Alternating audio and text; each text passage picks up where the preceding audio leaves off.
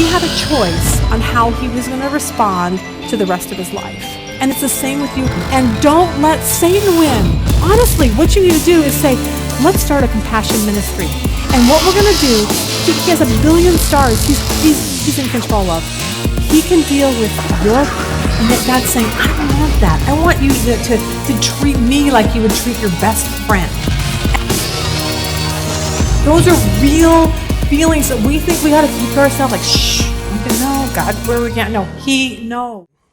Okay, good morning to those of you that are in Phoenix here, and to those of you that are watching us online, Roku, apps, I don't know, right now, however you found us, we are glad you are joining us today. Also, if you want to know more about our ministry, you can go online to womensbiblestudy.com, and there you can actually get the handout for today's lesson. You can get past lessons. You can find out all you want to know about us. Now, we are in a series. We are back from our summer break. We are in part 2 of our series in the life of David. We called it This is Life because we determined that this is life. Life is filled with ups and downs and good things and bad things, and we want to know, how in the world do I make it through this life with the times that change? So I will tell you about my week last week, because I usually do this, and then we will talk about Bible. Here was my bad moment last week. Okay, so for those of you that know me, I'm always talking about like my 10 pounds that I need to lose that, of course, I haven't lost yet. So the worst part for me is coming back from vacation, knowing I have not lost my 10 pounds, assuming I've probably gained a few. This was my life this morning. I had an Atkins drink this morning when I got up. I was like, oh, I'm going to be really good today. Then the Einstein bagels showed up. Oh, I might need a bagel. So then I had a bagel. Well, everyone's had those chocolate donuts. So that's going to be next on my list, which is kind of bad. But anyway, so here's my deal with my 10 pounds. So last week, the worst part about this is we had to watch this last lesson on Roku. And my husband always likes to watch it because he likes to see what I say about him, probably. But at the time, we turned it on, and honestly, I looked this big. Okay, and I'm serious. My face looked this big, I looked this big, and I'm like, Rob, you've got to be kidding. And he was like, oh, no, honey, you're fine. But I know he was just like really trying to be nice. And so I was really stressed. I'm like, I'm never eating again, ever. I'm never going to eat again, okay? And then a verse came up on the screen, and it was off the screen. He goes, what is wrong with our TV? It was on wide setting. Okay? Best diet I was ever on, because literally I clicked a button to normal, and there you go. I was back to normal. I lost a lot of weight really, really fast. So it was great. I was thinking, wouldn't that be nice if we could do that in real life? Like, just click the normal button, okay, and everything goes back to normal. So, okay, for those of you that don't know this, we have 7 children. 2 of them, Cheyenne, of course, went to college a couple years ago, so she takes off to college at this time. Dusty, our baby, went to college. We're empty nesters. Woohoo! I know, everyone's like, but here was my sadness about it. I didn't think I would be sad. So Friday, we've got everyone, Cheyenne's car's packed, and Dusty's behind her with his car, and I'm fine. And then I just had a moment. And I started crying, and I'm like, I just can't believe that this is almost over with our kids. So I wipe my tears, and we start walking into the room, and one of her roommates' mom was there, and she comes up to me and she goes, I just can't believe how fast that went. And I glance over at Cheyenne, and Cheyenne's just like this, oh no, my mom, here it comes. And of course I burst into tears, and I'm like, I know it went so fast. The other lady goes like this. She said, it went so fast, I think I'm going to foster children. And I said, yeah, I don't think I'm that sad yet. Okay. So we went to lunch afterwards, and Cheyenne was like really, she had to listen to me cry all through lunch. She finally looks at me and she goes, Mom, you need to not make any major decisions in your life until you can become emotionally stable again. I'm like, she's adorable. Dusty's roommate, this is so funny. Dusty's roommate, his name is Christopher. He's the first one to leave for college, okay? So Dusty takes a picture at his house of all the things his mom is bringing him. Food and water bottles and boxes of who knows what, okay? Boxes and boxes and boxes.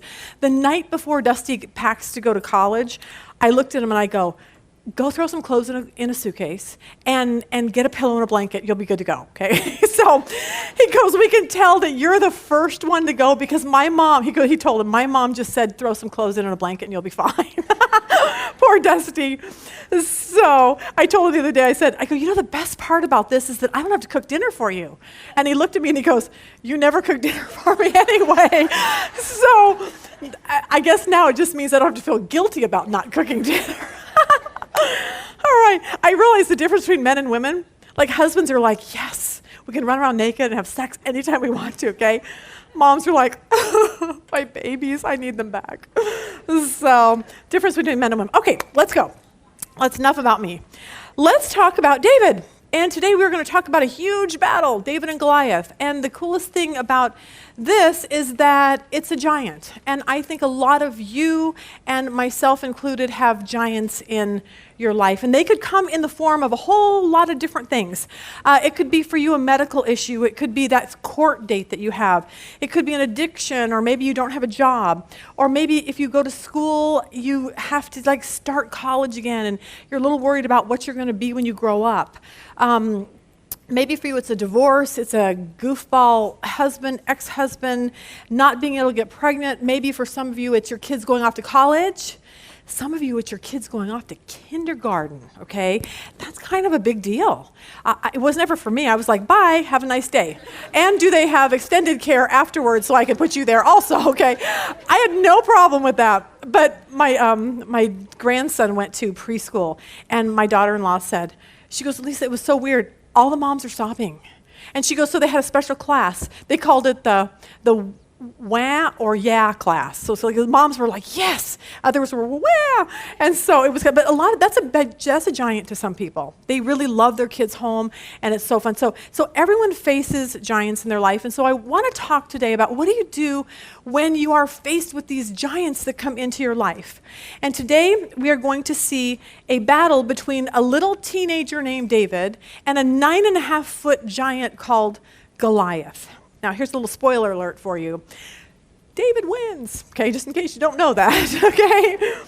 But here's what I realized about this. I think a lot of people teach this and they say, you know, we just want you to know that you know, here's a giant in your life and God's going to slay it. And I think that he does a lot of times, and we'll talk about that, but I think a lot of times he doesn't. And I want to talk to those of you that feel that maybe he hasn't slayed your giant quite yet. So I think that for me, this lesson so much wasn't about David winning. To me, this lesson was more about we have a big God who can do anything. And I want us to really remember that, because we have a God that goes before us, and he turns the hearts of people. Like if you have a wayward husband and you want him back, he can turn his heart, or maybe you have a hard heart and you hate him. God can really, really soften that and turn your heart. And he heals and he opens wombs and he gets you jobs and he kills giants with little pebbles. And people look at that and look at the story and they go, wow, God is so awesome. But for many people, God doesn't really come through like that. And some of you here are like that, and you haven't been healed, and you haven't gotten the job, and you still can't get pregnant. And you know what? You're still hard-hearted towards your husband, and his heart hasn't changed. And you're sitting around, and I want you to know this today, that people can still look at your life and say, wow, you have an awesome God, even though he hasn't slayed your giant immediately. And it's all in how we handle the giants that God gives us. I want to illustrate this by a man by the name of Dan. And Renee Schlapfler, he is a pastor in Twin Lakes Church. He wrote a book called Thrill Ride. And in this book, he talks about a man named Dan. Now, Dan was a very nice-looking man. He was a single dad. He was an electrician. He was very skilled at what he did. He became a follower of Jesus. Everything was fine for a while until a giant came into his life. And it was in the form of a cough. And so he could not stop coughing and finally went to the hospital. And they said, you have pneumonia. And the pneumonia coupled with diabetes, what he had, put him into a coma. And he was in a coma for 2 months. He coded like 2 or 3 times, which means he died, and they resuscitated him. While he was in a coma, he had gangrene on his toes. So they cut his toes off. And then it went to his feet. And then they had to cut his feet off. And then his legs. And then he had to cut his legs off. And then in the process, they had to cut part of his scalp off and part of his nose off. And in the process of putting a trach in, they lacerated his voice box. And now he wakes up 2 months later and saying, what just happened? Okay, I'm a follower of Jesus. Things like this don't happen to people like me. He has a really great sense of humor. So the pastor said that when the pastor went to see him, Dan looked at him and he said, Pastor, he said, it was really weird. I woke up and I was half the man that I used to be. And I thought that's so awesome. But here's the deal. What do you do? Because Dan was faced with a giant, and his voice was gone, his career was gone, his looks was gone, everything. But this is what I want us to get. Dan had this great, great attitude about giants. And I want us to get that kind of attitude. Now, this just makes me laugh every time I read this and I think about this. This is how funny Dan is. He decides that he wants to get prosthetic legs. So he goes tells the pastor, I'm getting prosthetic legs. I'm so excited. I'm going to be tall again. The first thing I'm going to do is go to an amusement park. So he goes and he decides to ride a roller coaster with his new legs, okay? He sits in a seat where there's this like 4th grader sitting in front of him. And it's one of those where your legs just dangle, okay? You know where this is going. So he gets on the roller coaster and it starts going up around and his legs literally fly up over the top of him. And this little girl's just like, ah, okay. Then the roller coaster comes to this abrupt stop and his legs shoot out of his pants and shoot through the air. Okay, so this little 4th grade girl is screaming and she's holding her legs because she's absolutely convinced her legs are going to come off now. Like you can just picture this. So by the time the ride's over, she like jumps off the ride and she's screaming like, like I'm never coming back here again. But the pastor looked at him and he said, Dan, did you not tell her that they weren't real? And he said, Dan, I couldn't. He said, Pastor, I couldn't because I was laughing so hard. Like I couldn't even get it out of my mouth to this poor little girl. But the interesting thing is that the pastor looked at him. He said, Dan, what is it about you? How is it you can face this huge giant in your life and everything's changed and you're a follower of Jesus? What is your secret? And this is what he said. He said, I believe God and I believe the Bible.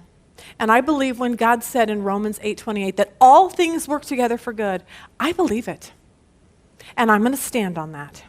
And see, here's what our choices are. When you and I have a giant that comes into our life, we can either look at it and be angry and bitter and say, God, what are you doing? Why are you doing this to me? This isn't fair and I don't deserve this and I'm your child, and we can go down that road.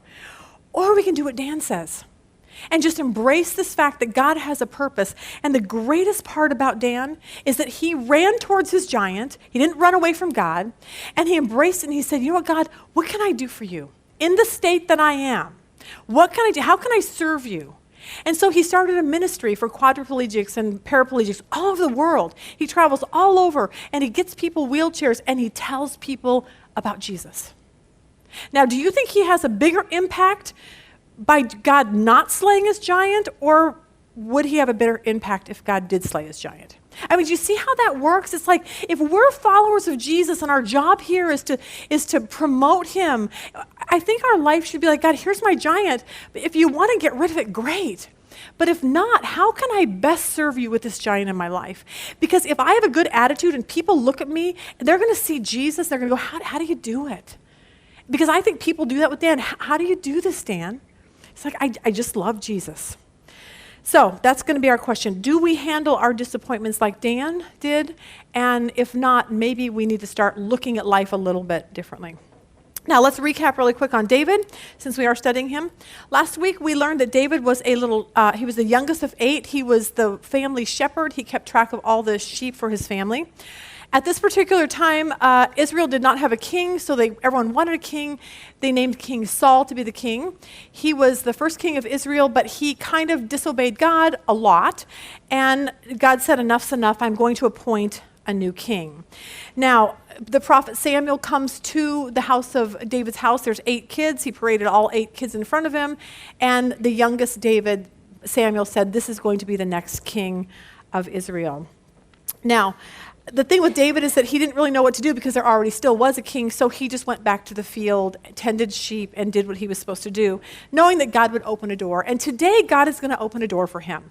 It hasn't been too long, but he's going to do this in the form of his father coming and asking him to go do something for his brothers. And remember, that's a big deal because David knows he's king, will be king eventually, but instead of pulling the I'm going to be king card, he's just like, yeah, Dad, whatever you want me to do. He's very humble. That's why I think God has this huge heart for David. So let's start here.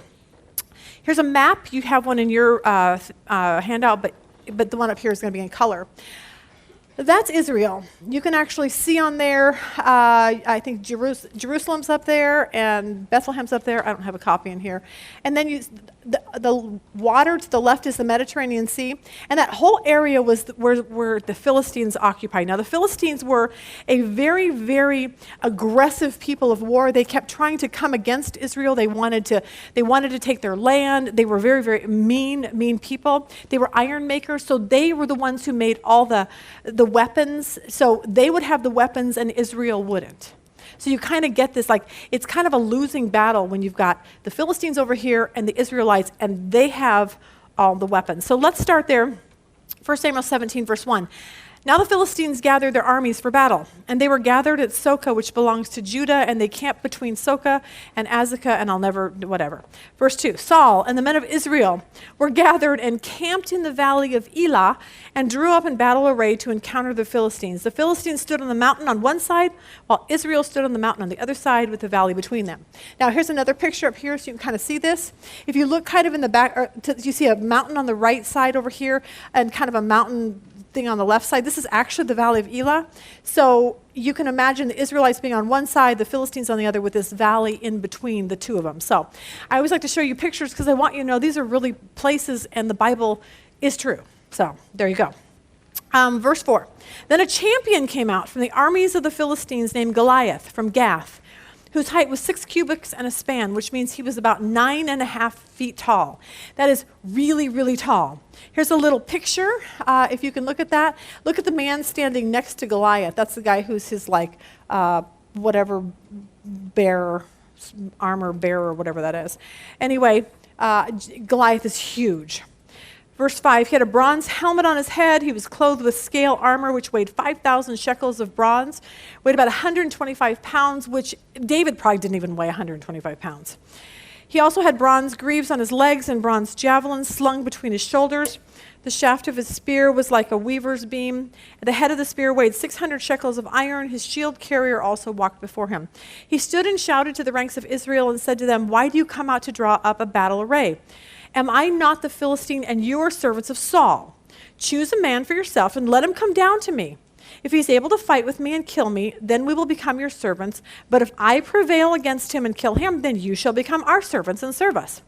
Again, the Philistine said, "I defy the ranks of Israel this day. Give me a man that we may fight together." When Saul and all Israel heard these words of the Philistine, they were dismayed and greatly afraid. Now, there's your king. Okay, he's terrified to go to battle. He's like, I don't want to do this. This guy scares me. And here's the first thing I want you to know about battles like this and things that come into your life that you don't know what to do about. He didn't focus on God. What Saul and what all the Israelites did was focus on what was right in front of him, this giant. And they're like, oh, the giant's so big. Everything's so big. And for you, it could be anything. It could be that bill that you just can't pay, and you're like, it just looks so big. I just don't think we can ever get it paid. And maybe you have a doctor's appointment, and you're just like, I know it's going to be bad news, and I just can't seem to it just seems so big out there. Or the job interview, or the divorce proceedings. Or maybe for some of you, it's someone's ruined your reputation. And you're just sitting around saying, it's so big, I just can't. And you focus on that. And it dawned on me how easy it is for us when something hits us, a giant hits us into our life. What do? The first thing we do is focus on the giant. And that's where Saul and the Israelites went bad. Because David comes in and he's going to say, why are you focusing on the giant? We have this really awesome big God. And so I want to tell you that when a giant comes in your life, I'm going to ask you to do this. Stop and say, God, this is a big giant in my life. But here's what I do know. I'm a child of God. So God, I'm in your family. You're my father.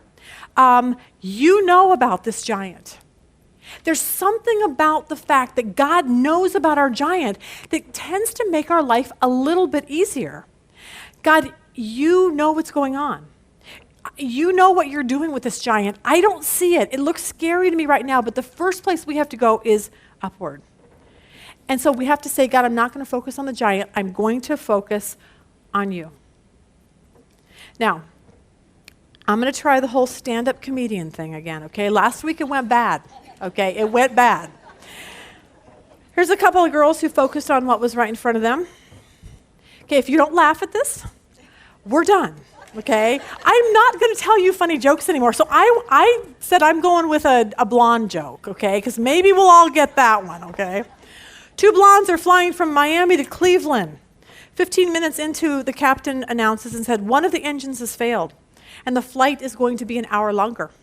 About 30 minutes later, the captain comes on and says, uh-oh, second engine failed. The flight's going to be 2 hours longer.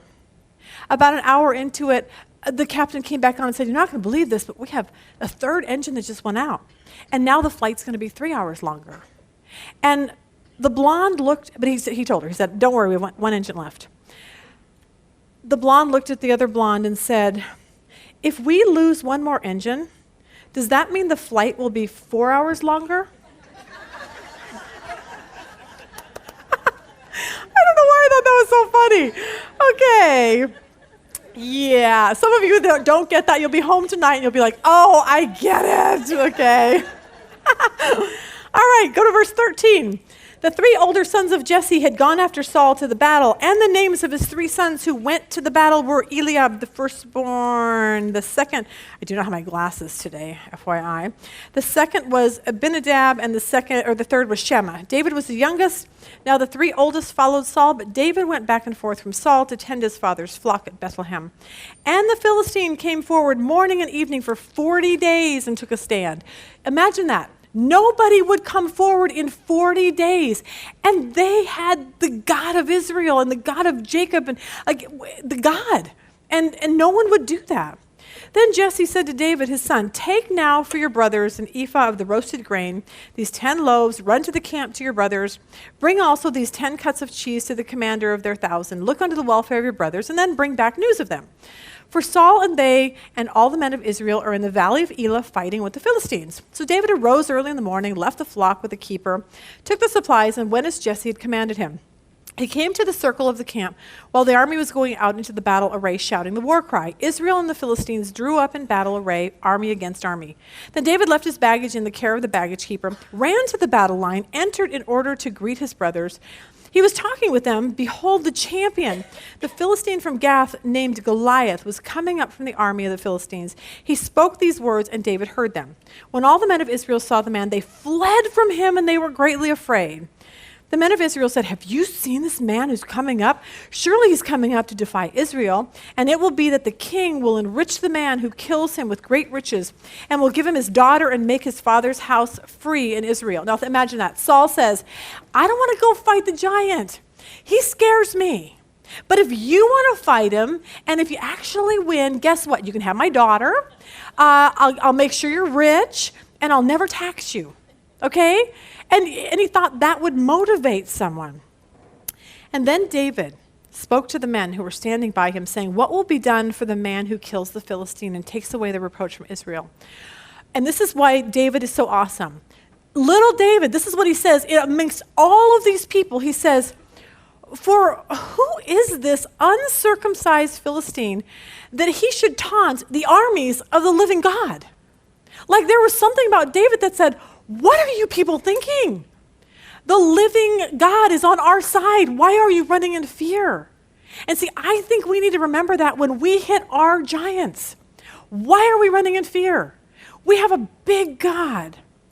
And see, for David, he's looking at them. He's like, who is this guy? He isn't even one of us. And not only that, everyone says he's a giant. But you know what? My God is bigger than any giant there is. And I realize that that's how I want to look at life. I really do. The problem is, though, is that we live in a world where we look at problems in the world's eyes. When we go to the doctor and he says, I'm sorry, it's terminal. We just go pack our bags, get our affairs in order and say, well, I guess it's over. When the judge grants the divorce and you know you don't want the divorce, you just walk away going, well, I guess that's final. When we see a man in a coma who lost his legs and his voice and everything, we just say, well, his life's over.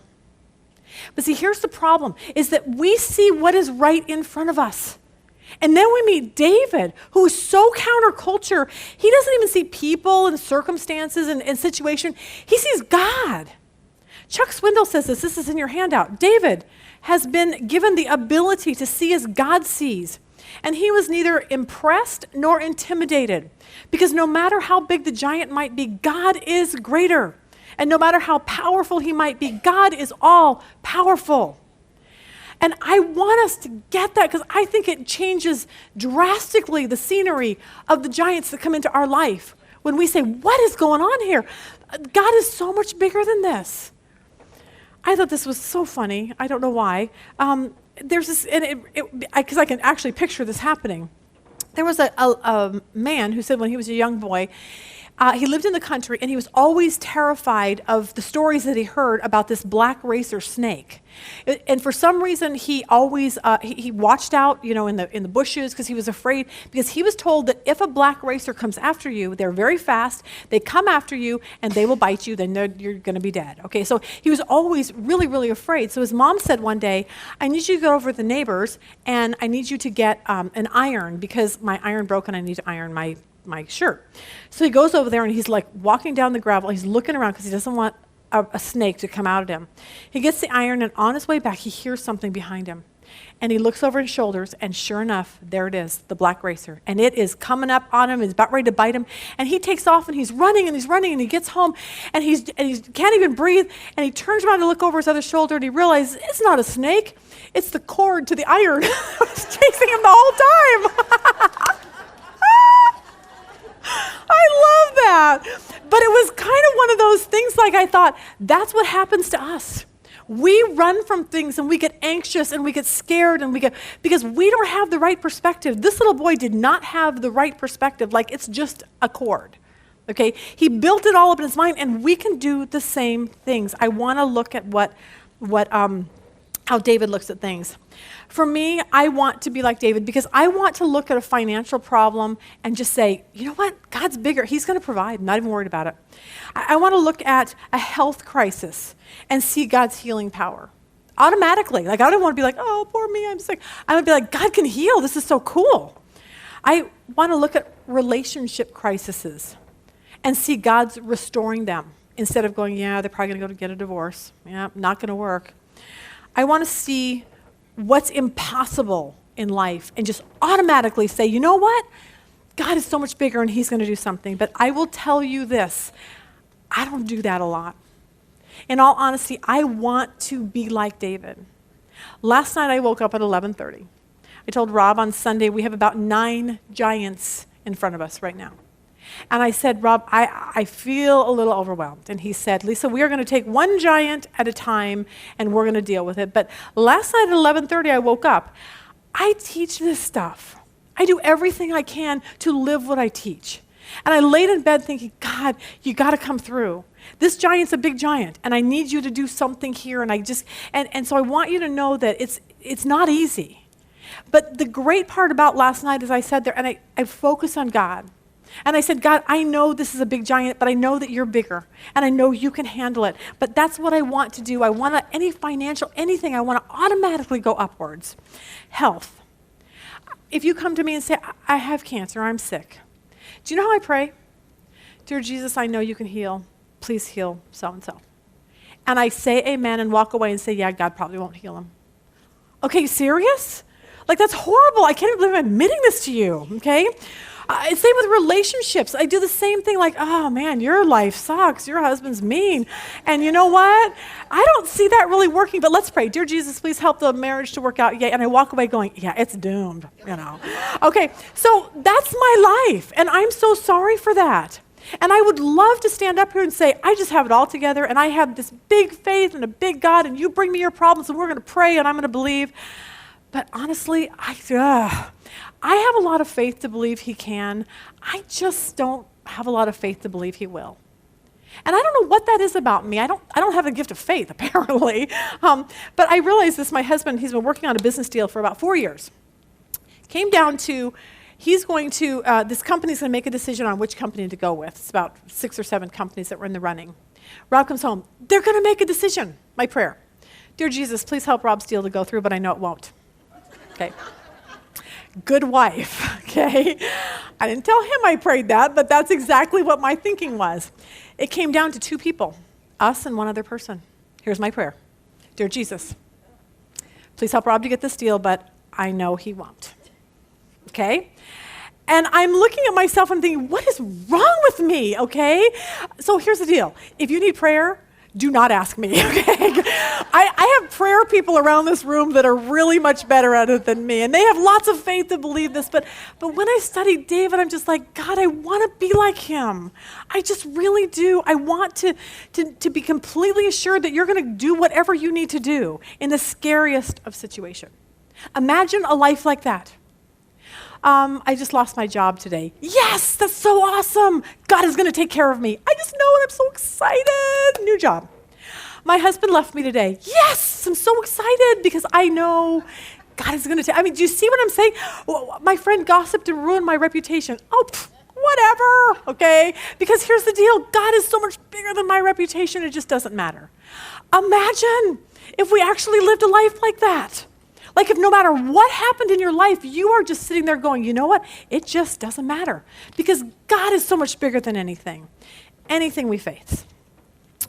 Verse 28, now Eliab, his oldest brother, heard when he spoke to the man, and Eliab's anger burned against David. This is the older brother. He said, why have you come down, and with whom have you left those few sheep in the wilderness? Sounds a little bitter. I know your insolence and the wickedness of your heart, for you have come down in order to see the battle. Oldest brother, little bit upset that he didn't get to be king and his little brother did. I think there's a little bitterness going on. At least David didn't do this. There's a story of a young boy who was driving a haystack, and he hit a bump, and it fell over right in front of a farmer's house. And the farmer comes running out, the little boy's crying, and he's like, oh my gosh, my brother's going to be so angry at me. And the farmer said, no, don't worry about it. We'll let's go eat. My wife just made some sandwiches, so come in and eat. And he says, no, my brother's going to be so mad at me. I can't do that. And he said, no, trust me, you'll feel better, and then we'll come help clean this up. Goes in, takes an hour, eats. As they're walking back out, the farmer says, so how do you feel? Do you feel much better now that you had some food? And he said, yeah, but my brother's going to be so mad at me. And he said, well, where is your brother? And he said, he's under the pile of hay. Now, David didn't do that to his brother, okay? Oh my gosh.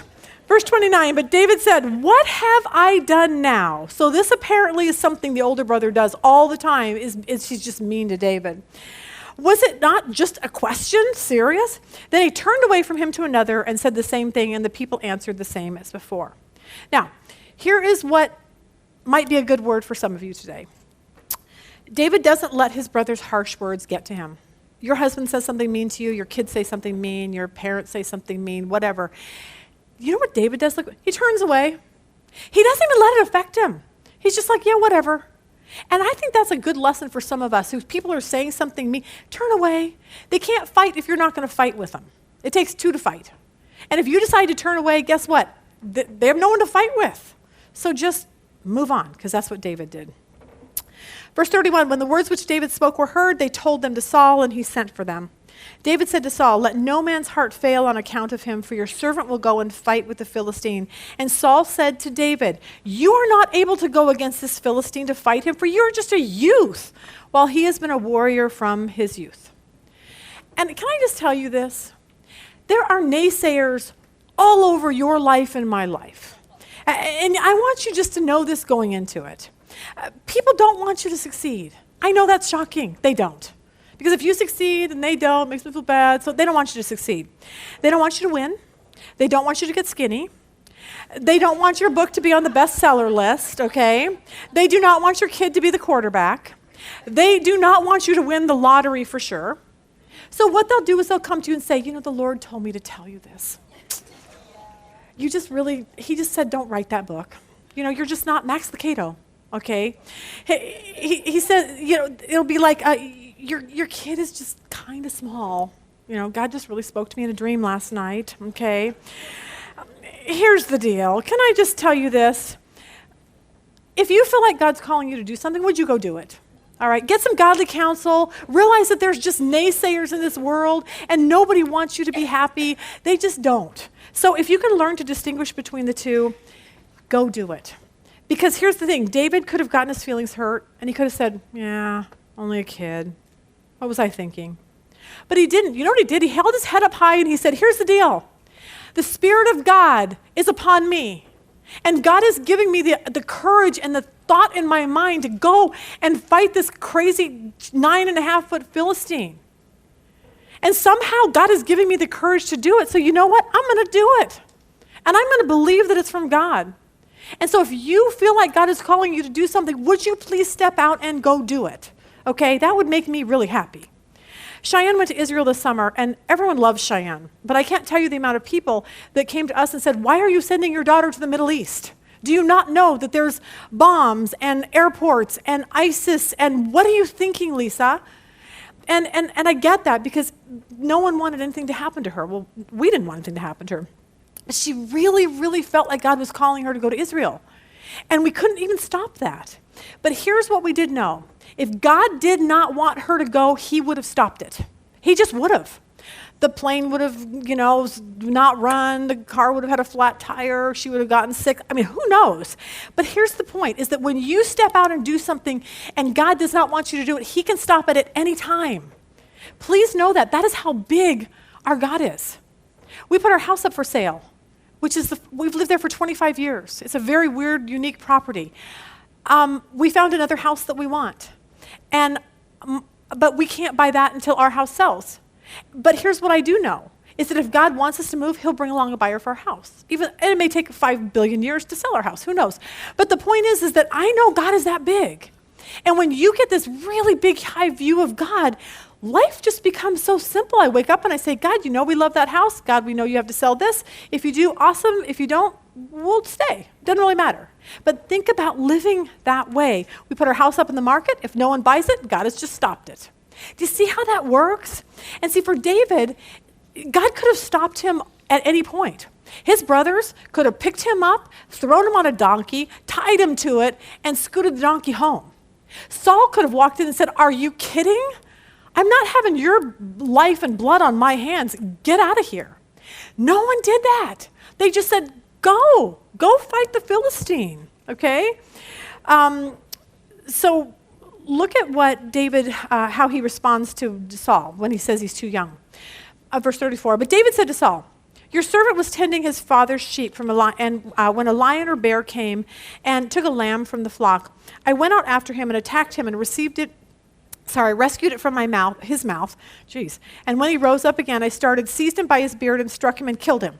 Your servant has killed both the lion and the bear, and this uncircumcised Philistine will be like one of them, since he has taunted the armies of the living God. I love that. I love David. I want to hug him. That's how I feel. Then David says something next that actually makes me realize why he's such a man after God's own heart. Verse 37, David said, the Lord who delivered me from the paw of the lion and from the paw of the bear, he will deliver me from the hand of the Philistine. David never, ever, ever took credit for his own life. Any of his accomplishments, it was like, not me, it was God. He always, always gave credit to God. He didn't say, you know what, yeah, I'm kind of awesome. Yeah, I fight bears and I win, and I work out at the gym, and I'm pretty awesome. He doesn't. He said, the God who delivered me will do it again. What in the world would make me think that God wouldn't deliver me from this giant when he delivered me from a bear? I mean, it's like, and the more that we see God do things in our life, the stronger it builds our faith. And so Saul gives up and says, go, and may the Lord be with you. I think in a sense, Saul's probably laughing. And he's thinking, this is going to be a funny fight. And this is going to be like the circus, and it's going to be so fun to watch Goliath just rip David to shreds. Verse 38, then Saul clothed David with his garments, put a bronze helmet on his head, he clothed him with armor. David girded his sword over his armor and tried to walk, for he had not tested them. So David said to Saul, I cannot go with them, for I have not tested them.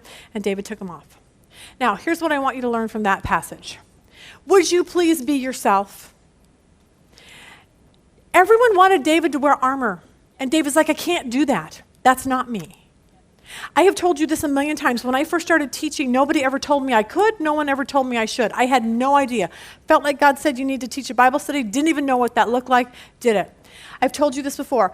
I've never listened to women teachers. The only one I ever have listened to is Joyce Meyer, because God brought her in my life for a specific purpose at one point. I have never, ever watched Beth Moore. I have never watched Jen Hatfield. I've never watched Lisa Harp. I've never seen these women on TV, and I do that on purpose. Because I am terrified that I will look at them and say, oh, I'm not doing this right. They don't tell stupid jokes, okay? They're way more spiritual than me, okay? So I don't do that on purpose. Like literally, I've never seen Beth Moore. I saw her the other night on TV. She literally showed up. I listened one sentence and clicked it off. Because I'm like, I can't do that. I have to be me. And if I tell stupid jokes, then that's just the way it is. But I want you to realize the same thing. Whatever God is calling you to do, don't be like the person before you. Be you. Because that's what God does. He calls each one of us to be different. Okay, verse 40.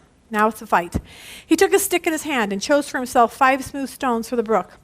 Put them in the shepherd's bag, which he had, even in his pouch, his sling within his hand, and he approached the Philistine. Then the Philistine came on and approached David with the shield bearer in front of him. I always think that's funny. When the Philistine looked and saw David, he disdained him. He was but a youth, ruddy, with a handsome appearance. And the Philistine said to David, am I a dog that you come to me with sticks? And the Philistine cursed David by his gods.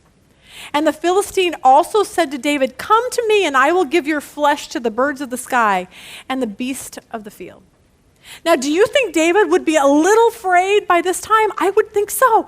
I think he'd be like, maybe this wasn't such a good idea. But David just knew God. And he said, God, I know you're this big. And if you want this to be my last day on earth, so be it. But if you're going to come through, the only way I'm winning this battle is if you come through. And so here it is with facing giants, and this is where I want you to understand this, is that when a giant comes into your life and you feel like you're supposed to go do something about it, then this is what you need to say, God, I feel like you want me to do something about this. And I am going to believe that you will come through for me. I have to believe that. And some of you sitting here were like, yep, did that. I so did that. I prayed that exact prayer. I said, God, this is my giant. And nothing worked out. The book that I wrote flopped. I didn't make the worship team. You told me to marry that guy. We got to the wedding and he ran off and never said I do. And so here's what I want to do is I brought in a singer today. Most of you, if you know Diane, she was one of the worship leaders at CCV. She's since moved on. She's doing a lot of singing, a lot of different places. I called her and said, please come sing this song for us. Because here's what I want you to know. Facing giants isn't about winning. Facing giants is about saying, God, here's a giant, but I only want your will. That's what we want to do. So I heard a song by Hillary Scott and the Scott family. It's called Thy Will Be Done. Funniest part about this is that I've never heard of Hillary Scott. I'm like, oh, what a great little, singer she is. So I started listening to her other stuff. I'm like, she's kind of a country singer. That's kind of cute. Like, oh, she's going to make it big. Anyone know who she is? Lady Antebellum. It's 1:15. I'm alone and I need you now. Yeah, there you go. Okay, except she can sing and I can't. So please watch this because some of you will relate to the heartache of literally the first words to this song. I'm so confused. I heard you loud and clear. How did I end up here? So listen to her sing this and then we'll finish out.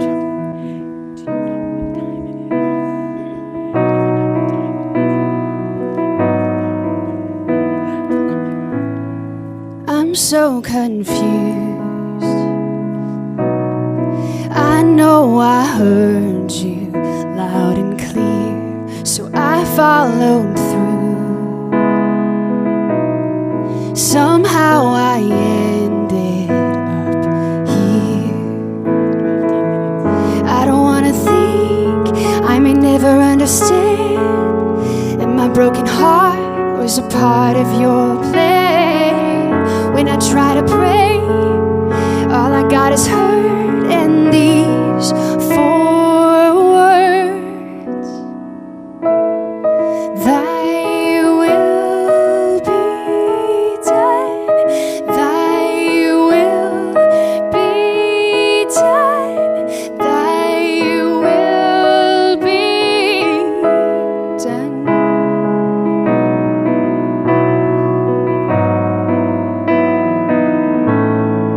I know you're good, but this don't feel good right now.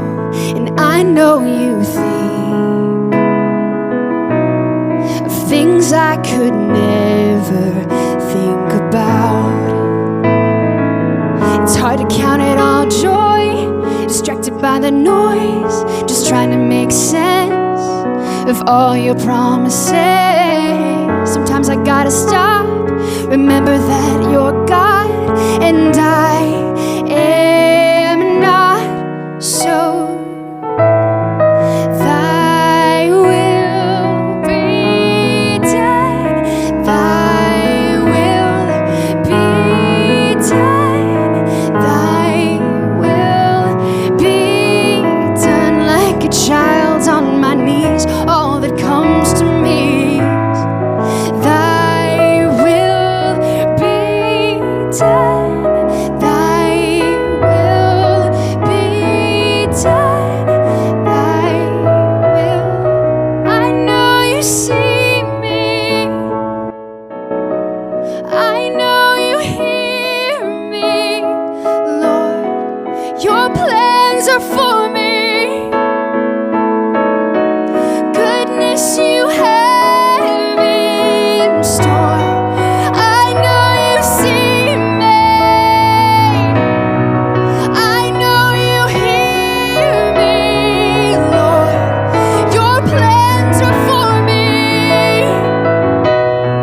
Goodness you have in store. So thy will be done. Thy will be done. Thy will be done. Like a child on my knees, all that comes to me is thy will be done. Thy will be done. Thy will be done.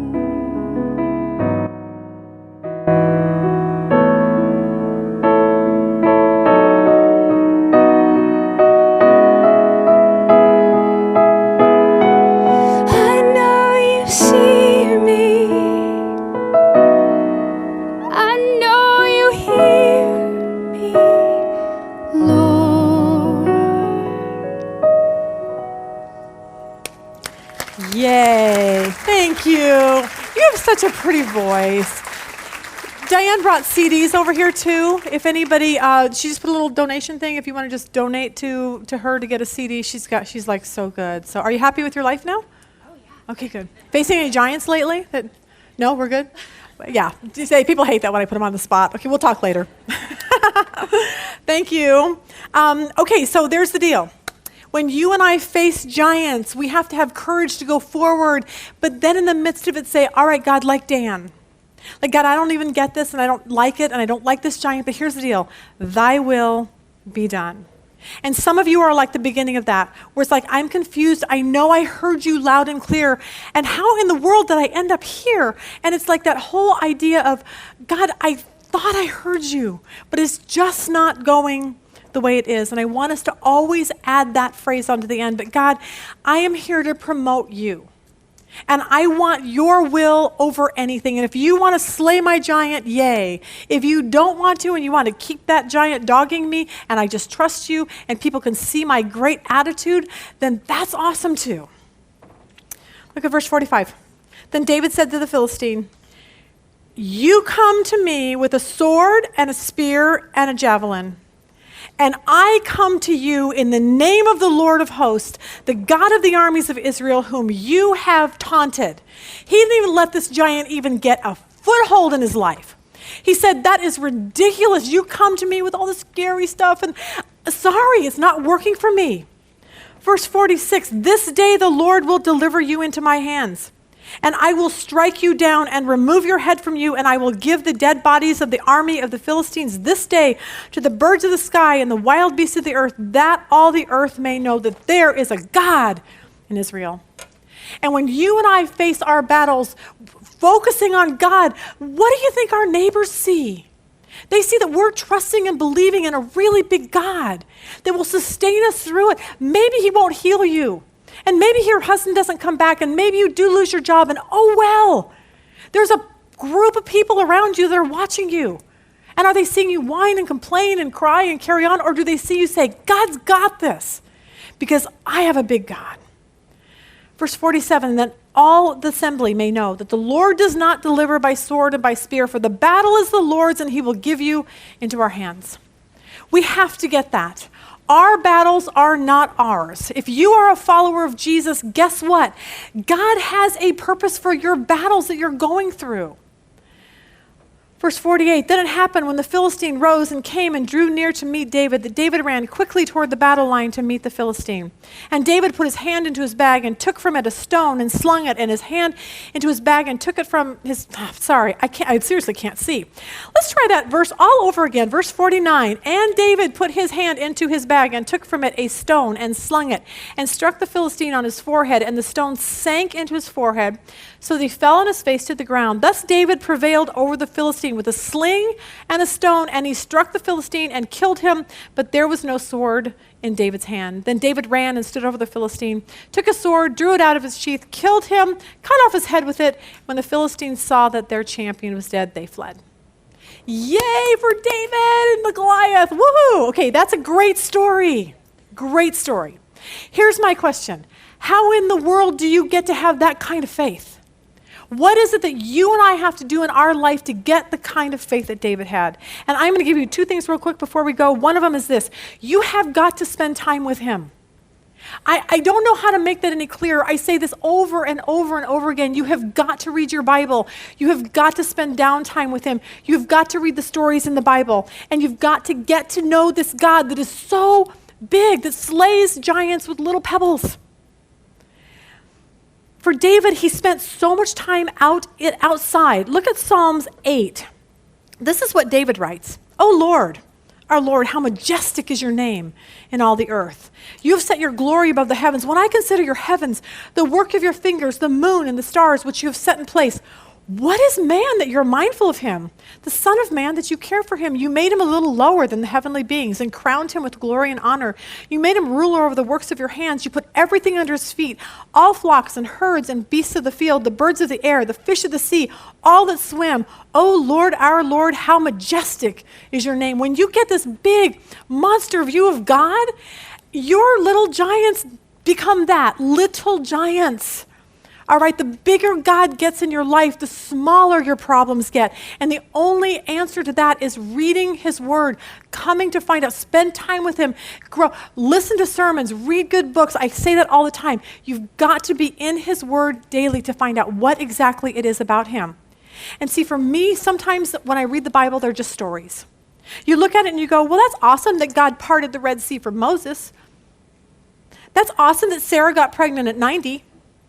That's awesome that Lazarus was raised from the dead, and that Jesus stilled a raging storm and healed a blind man. But that was nice that happened back then, but it clearly doesn't happen today. But here's what those stories are there for, to show us that they aren't just stories. Yes, they happen, but they happen so that you and I can get this big, big view of God. Because if we have a big view of God, there's nothing, a giant is nothing in our life any longer. The key is getting to know him so well that when he tells you to go do something, go write that book, go get back with your husband, go start school, go do whatever it is, that you know his voice so well that you just go, God, I'm going to do it because I know your voice. And the only way we're going to know his voice is to spend the time with him. And the second thing really quick, and then we'll shut this down, is this. Look at 1 Samuel 16:13. Then Samuel took the horn of oil, anointed him in the midst of his brothers, and the Spirit of the Lord came mightily upon David from that day forward. When you and I become followers of Jesus, the Holy Spirit comes into our life, and that is where we get the courage and the power. And it says right here that David could face Goliath because he was filled with the Spirit of God. And if you are a follower of Christ, you have that same Spirit in you also.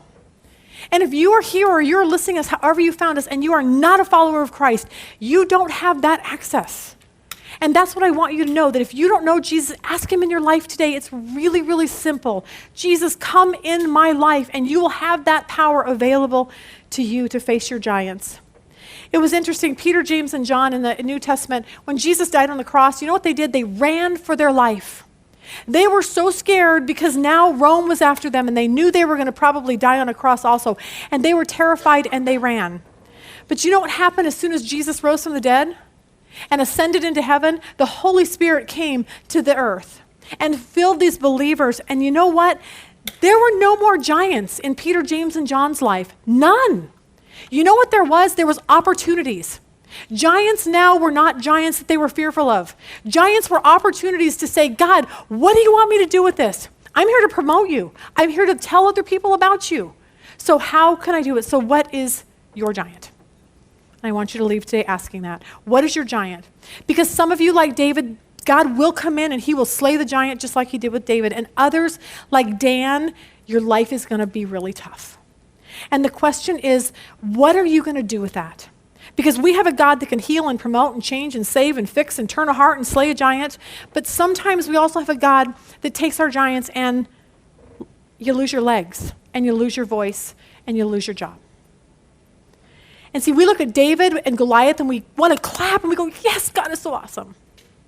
But then we look at Dan and I see his faith and his humor and his love for God without legs and without a voice. And I will tell you, that shows me more how awesome God is than if he would have slayed the giant. I don't know why that is. So here you go. 3 things. 1, if you don't know Jesus, come to him. 2, I want you to walk away today facing any giant with confidence that we have a big God and God can do anything. But the third part of that is when you are faced with a giant, do exactly what Diane's saying. God, thy will be done. Because either way, David's way or Dan's day, people are going to come to Jesus.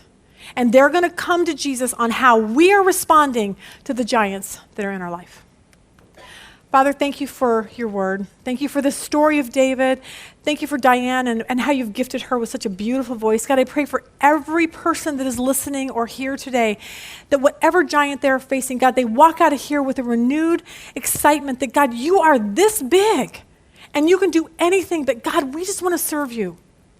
And we want your will so that more people can come to know you. And if you want to slay the giant, awesome. And if you don't, then that's awesome too. Help us to get on board with either way, because we want more than anything for your will to be done in our life and on this earth. In Jesus' name, amen. Maybe you're going to struggle every single day of your life with the situation that you have. Maybe you wouldn't yell at your kids, but do you gossip at all the girls? Okay? Maybe you wouldn't wear those skinny, but it's so true. It's like, what do people say about Christians? You're so judgmental. As we progress in our relationship with Christ, our lives will change. And now, instead of judging, when you believe the Bible and the Bible alone, I said, that's what we live for.